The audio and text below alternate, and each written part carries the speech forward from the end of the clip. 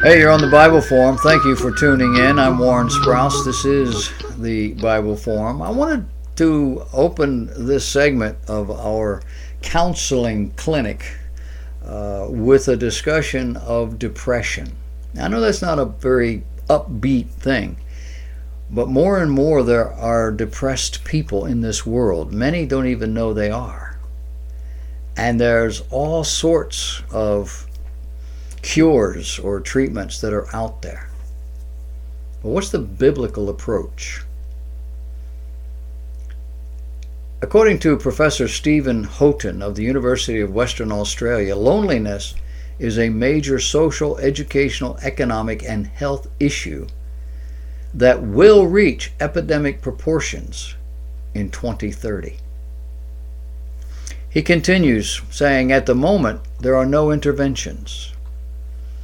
According to a feature in a recent issue of the Journal of the American Medical Association, they call it JAMA, loneliness is defined as a distressing discrepancy between desired and actual levels of social contact. It appears to be a serious health risk for issues like cardiovascular disease, Alzheimer's disease, stroke, and insomnia. One study claims that the health impact of loneliness is the equivalent of smoking 15 cigarettes a day. However, it is believed that the incidence of loneliness among the elderly has remained constant over the last 50 years at about 10%. Now that's a shock to me. Imagine, older people, limited energy, not working, maybe watching television all day, being marginalized by their age and lack of social viability, lonely, and only 10% of them are depressed, lonely, or feel bad about themselves in that way. And that's held constant for many, many decades. But what's even more amazing is how small that percentage really is of people. Could it be older folks have learned to accept their condition, to accept the fact that they don't have what they used to have, or they've learned to deal with it, or realize, hey, it's not the end of the world. Older people older than me, have always been people who were largely stoic. They grew up at a time when things didn't come their way. They didn't have a rosy future or a rosy life. It was hard. And they may have lost children or loved ones or mates, and they kept going. In the final analysis, human beings have only two choices. You can accept the naturalist's theory that we are simply accidents of nature, or we can believe what the Bible says, what God says, that we are fearfully and wonderfully made, and that by a living God. Now, the world of people divide along at least three lines. People who live as though their own needs and desires are all that's important. People living as though the here and now is all that matters. And people living as though we are the finite masters of our destiny. This is the vast majority of people in our world. But all of that leaves God out. It does not consider His purpose, His design, His promise. We are seeking peace of mind and heart without seeking God. When our search ends in chaos, confusion, and or crisis, we're at a loss as how to explain all that. There are not a whole lot of us that look inward and consider the choices that we've made, or factor in the differences in personality, or even understand the consequences of our own actions. You see, we live in a very complex system. We are a very complex system. When we are overwhelmed, pressured, physically ill, emotionally distraught, disappointed, and or mentally confused, we feel it. Generally, we feel discouraged, disheartened, depressed. We feel alone, weak, fearful. And all of those are feelings until we start doing something. What we do in response to how we feel will determine both our body chemistry and our feelings. You see, the feelings are symptoms. They're not the problem. A medical doctor will prescribe rest and or medications to relax muscles or calm the body. The secular psychiatrist will want to treat your mind and will probably want to do it the same way. This psychiatrist will, and most likely, mistakenly equate feelings and decisions with your brain. But the brain is not your mind. And feelings are not problems, not in and of themselves. They are symptoms. They are reactions, responses. Feelings generally flow from events and circumstances, largely disappointments.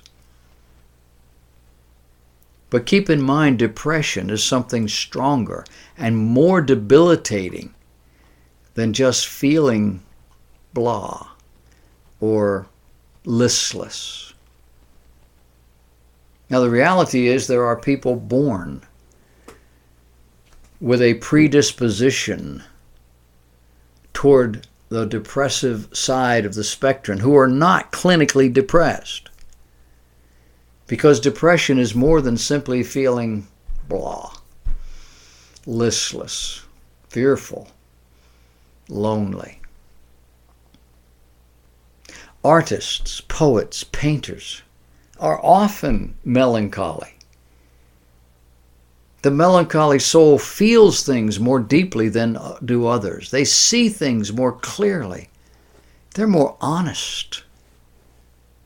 And there's much in life to discourage us. Depression becomes a problem when it hinders rational decision making. Like getting out of bed, not taking a bath, not eating, not interacting with people, and so forth. Counselors, psychologists, psychiatrists often need to get people talking about their life in order to discover the patterns, the events, the social history, the personality type, and a host of other telltale indicators. And all of this discovery is not a short-term process. It will cost a great deal of time, which means it will cost you money. $50 to $100 a session, and the sessions are 40 minutes long. Not everybody can afford this. Not everyone will stay with the program long enough to see what it is that's going on. And this is where your pastor has an advantage, because unless he just got there or you just got there, he already knows you. He probably has already formulated an opinion about your personality and the way you operate, what you think, how you feel. He knows what constitutes your social, religious context. He may already know what's going on with you. He may already know what's going on in you. But identifying the problem is simply the starting point. Resolving it is the real issue at stake. And the reality is that most people resolve their own problems. Even ones who go to psychiatrists, psychologists, and to pastors and to counselors, they solve their own problems. They hear themselves talking, telling the stories, describing their responses. They hear the solutions, the changes that they make, choices that have to be made. And in the talking, the telling, the hearing, they perceive the problem in a little different way, with a lot more light shining on it. In the final analysis, nobody can solve your problem but you. Are you depressed? The definitions and perceived levels of depression have grown over the years. The reality is you are depressed. This is a literal definition. You are depressed when you can't function.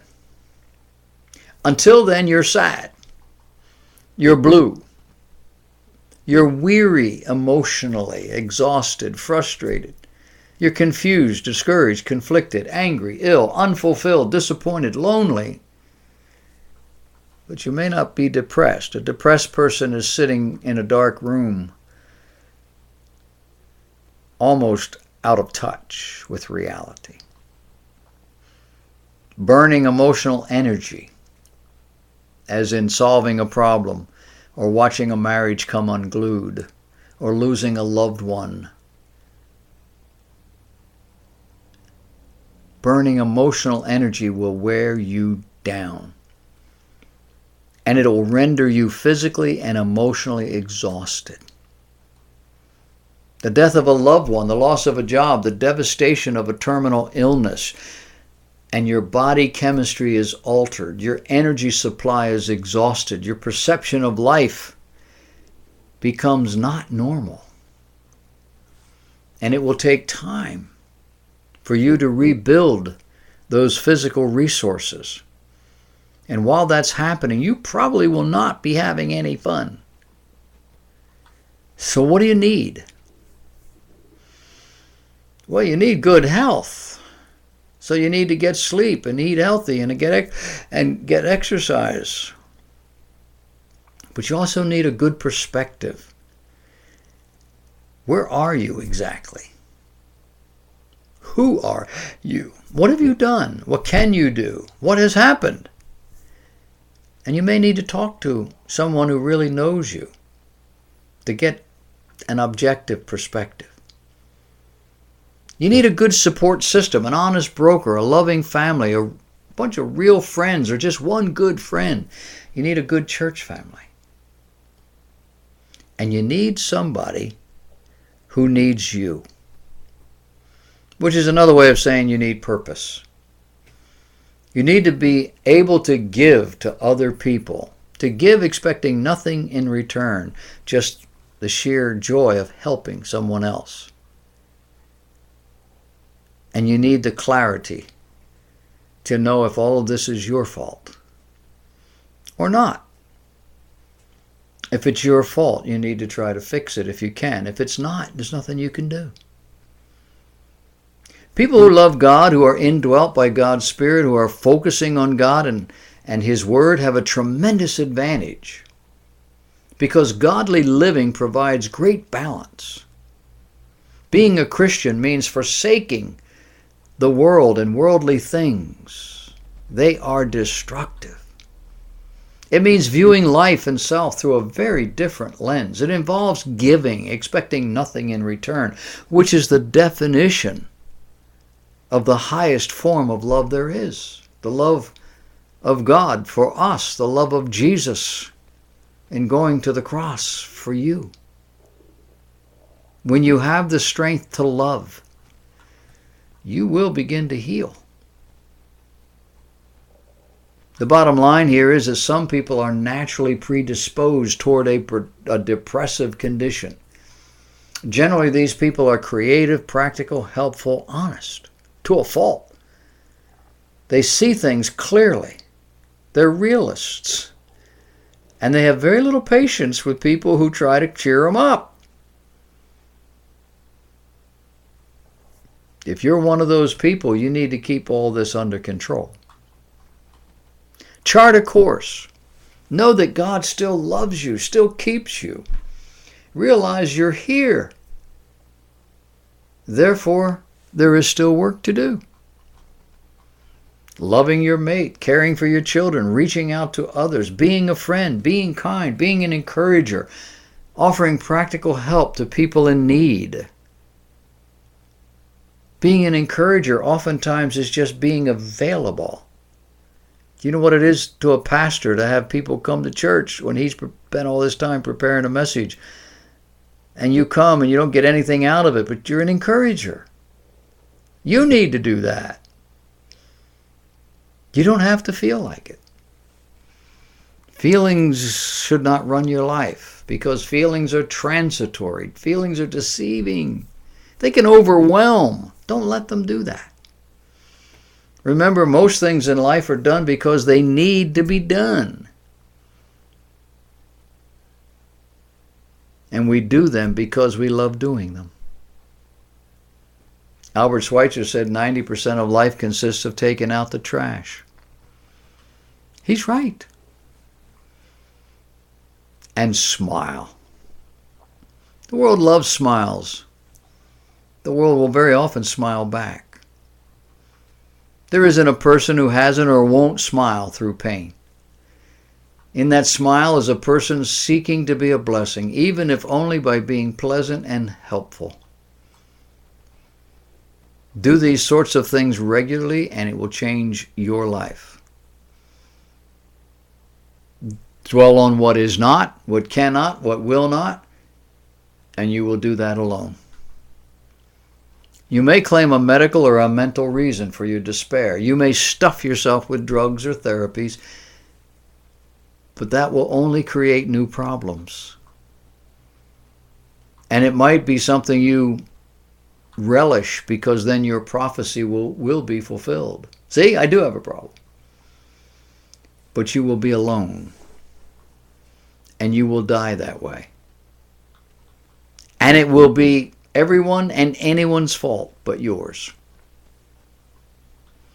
Also, no one should know you're depressed. People in need won't be helped by it. People who might help probably won't. It's overwhelming. And God is not glorified in your gloom.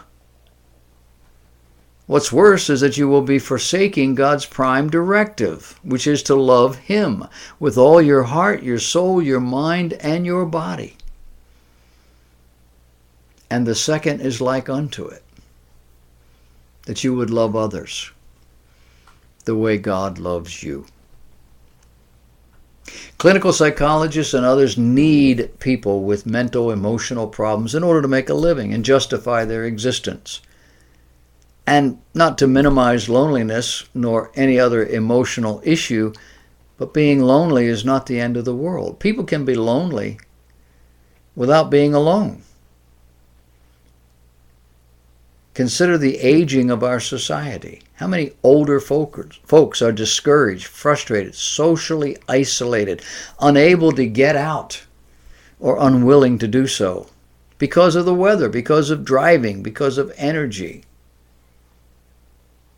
My observation, if you are older, especially if you aren't working, the general population treats you differently. You are no longer a force to be reckoned with. You're old. You have little or nothing to contribute. You may think and move slower. You're not up on the popular social issues. You have antiquated values and ideals, and you just can't keep up. Not in terms of social and or physical activities. Initially, you view yourself as the same as you've always been. However, over time, the culture convinces you that you're almost invisible. And this can even be your family doing it. Why? Mostly because you are set in your ways. Life does that to us.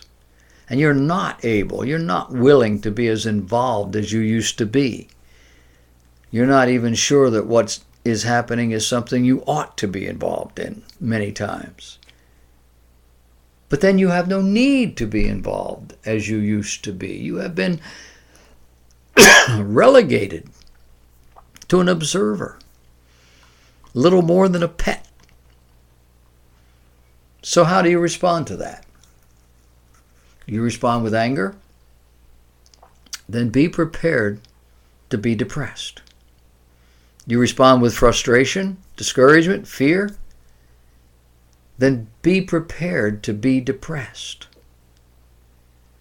But you don't have to be. Why? How? Because you are still you. Recognize your different role and embrace it. Do what you can. Be a stable resource in your world. Offer advice, only when asked. Look for behind-the-scenes ways to be of value to others, because you are a resource. You're the only one who has context. You've lived longer. You remember 1965. They don't. In my case, it's 1955. Just keep in mind that avoiding depression is your responsibility. The majority of folks who get depressed do it to themselves. They don't think right. They don't act right. They don't accept reality. Here's some psychological advice from a TV show called The West Wing. Take it for what it's worth. To help an employee overcome his struggle with depression, his boss tells this story. He says, this guy's walking down the street when he falls into a hole. The walls are so steep he can't get out. The doctor passes by and the guy shouts up, "Hey you, can you help me out?" The doctor writes a prescription, throws it down the hole, moves on. Then a priest comes along and the guy shouts up, "Father, I'm down in this hole, can you help me out?" The priest writes out a prayer, throws it down the hole, and he moves on. Then a friend walks by. "Hey, Joe, it's me. Can you help me out?" And the friend jumps in the hole. Our guy says, "Are you stupid? Now we're both down here." And the friend says, "Yeah, but I've been down here before, and I know the way out." You know the way out? Somebody does. If you ever learn it, you'll be the guy jumping in the hole to help somebody out. And they'll love you forever. Everybody's got a job.